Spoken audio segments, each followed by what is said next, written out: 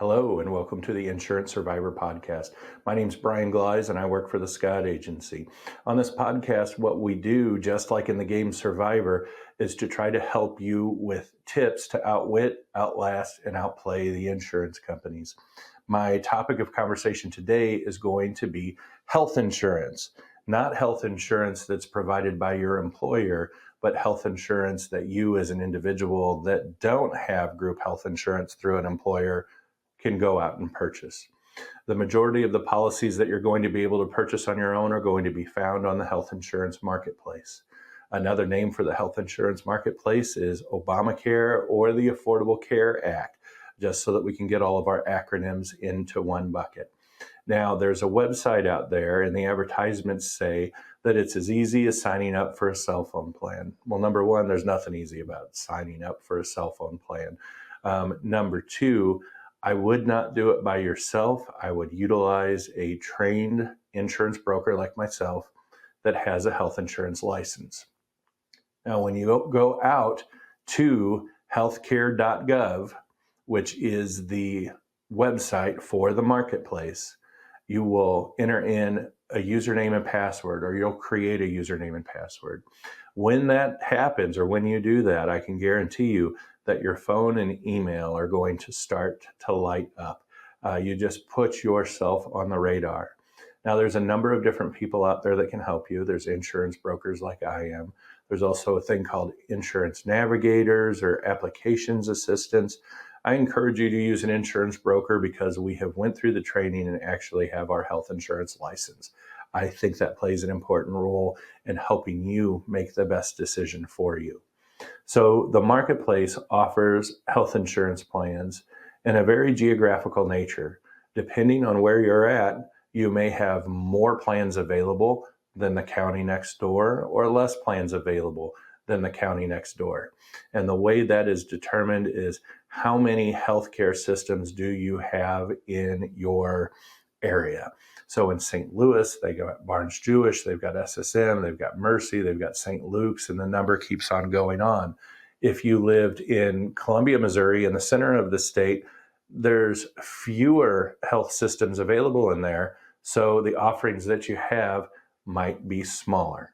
As an insurance broker, we can help you go through the marketplace, set the filters, and show you what insurance carriers are available to you. Now, once you see the number of insurance carriers, you might say, oh, well, there's 7 carriers. There's Anthem, there's United Healthcare, there's Medica, there's Ambetter, and the list keeps going. You'll say, man, it's great that I have all of these choices. But the fact is that whenever I plug in the name of the doctor that you use on a frequent basis, it's going to knock out 75% of those choices because only these 3 are going to accept that doctor. So it is very important that when you're making a selection of what program to choose, that you do have a list of your doctors and a list of your medications available so that we can make sure that they are in network.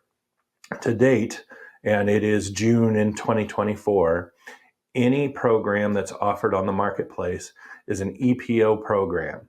Now, the only thing EPO means is that if you go out of network, they won't pay a single penny.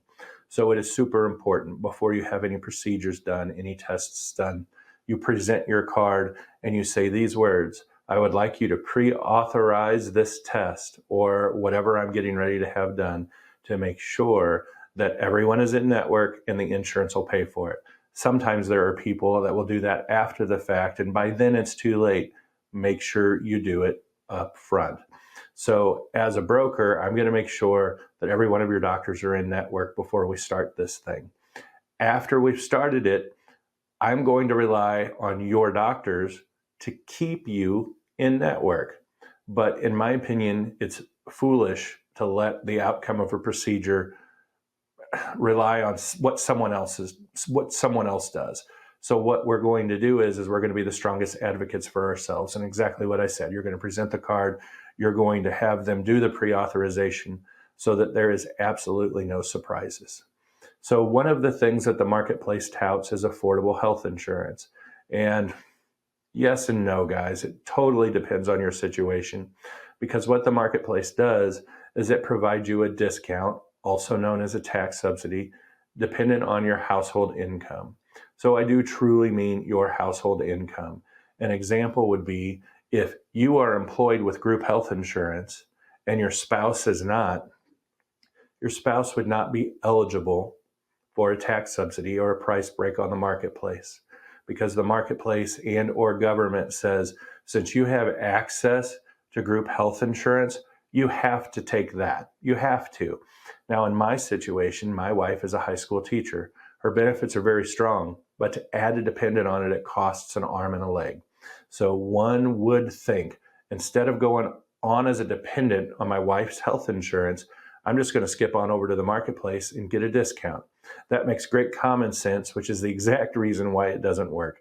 The government has set this up so that if you can get assistance from anywhere else, whether that's Medicare, Medicaid, or a group health insurance plan, they're forcing you to go to those outlets first, even if it's not affordable in your eyes.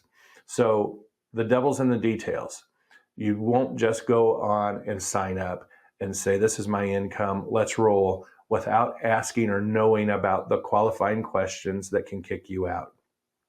So I said that your price was dependent on your household income. That would be a discussion that we have. How much do you make? How much does your spouse make? Even your kiddos. If your kiddos are working still in your household, you're claiming them as a dependent, their income can fall into play on this. So we'll set the program up, we'll launch the program, everything's going swimmingly well. The way I coach my clients is that I want you to follow up in 6 months. In 6 months, is your income on track with what we said it would be? If it's considerably higher, we want to go ahead and make a lifestyle change at that time. When we make that lifestyle change, because your income is higher, yes, it's going to raise the amount that you pay for insurance because it's going to reduce some of the subsidy. But in most cases, doing it at that 6-month mark is much more painless than waiting until the end of the year and it reconciling at tax time, because that's exactly what happens. They will reconcile the amount that you said you were going to make to what you actually did make at the time that you do your taxes.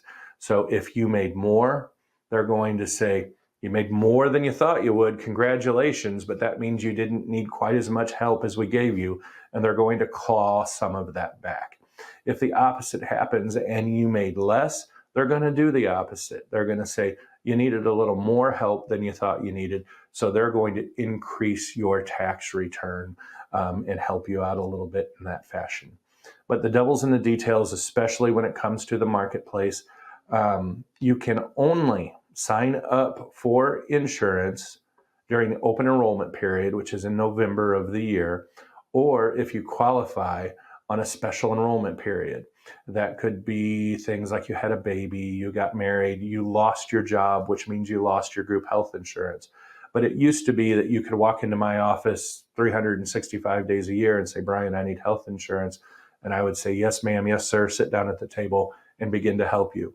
At this time, if you were to walk into my office and it's not November, I have to quiz you to see if you qualify for one of those special enrollment periods.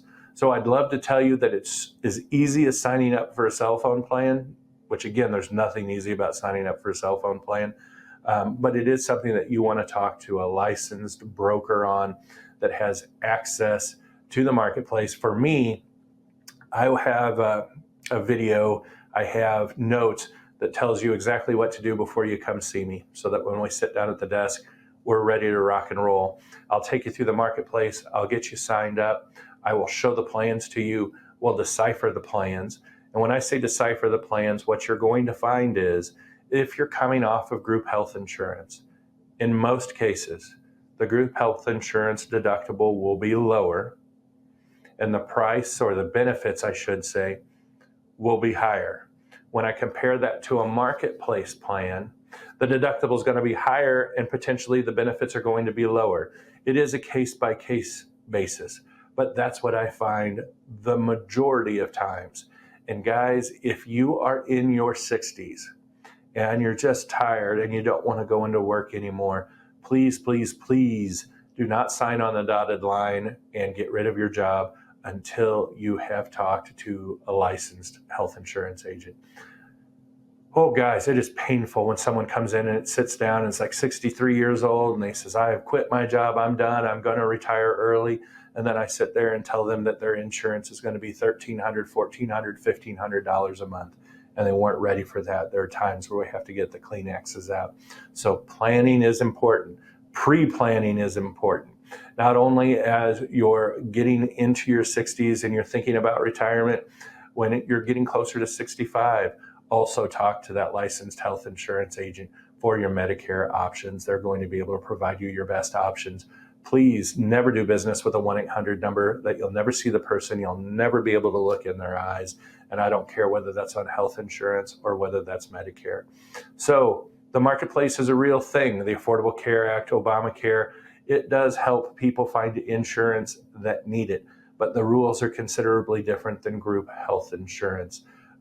All politics aside, because politics can come into this hot and heavy, it's a tool that you need to understand. Make sure you're sitting in front of the right people that can help you understand it and guide you on the path that you'll be successful. So guys, thanks for listening. Once again, my name is Brian Gleize. I work for the Scott Agency. This is the Insurance Survivor Podcast. You can find us on the web at scottagencyins.com. You can find us on YouTube under the Scott Agency. You can email me. We'll get it figured out. But we're here to help you outwit, outlast, and outplay the insurance game. Thank you very much. Bye-bye.